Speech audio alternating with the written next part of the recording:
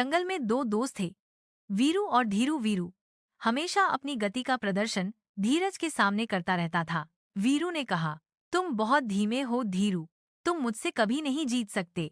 वीरू लगातार धीरू के सामने डींगे हाँकता रहा, पर धीरू शांत होकर सब सुनता है।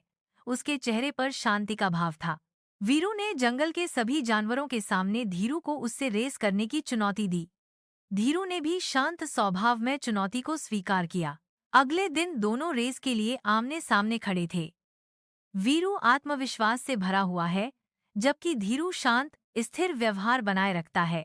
वीरू के आगे बढ़ने के साथ ही रेस शुरू हो जाती है। वह जंगल की जमीन पर बिजली की रफ्तार सा दौड़ता है, लेकिन धीरू बिना रुके लगातार आगे बढ़ता रहता है। उसको ना ही जीत की कामना थी, ना हार का डर। जंगल के सभी जीव जंतु सांस को थामे रेस देख रहे हैं। भीड़ में उत्साह की लहर दौड़ रही है। वीरू, अभी तो मैं बहुत आगे निकल आया हूँ, थोड़ी देर इस पेड़ के नीचे आराम कर लेता हूँ। लेकिन थकान की वजह से वीरू जल्द ही गहरी नींद में सो जाता है। धीरू लगातार आगे बढ़ता रहता है।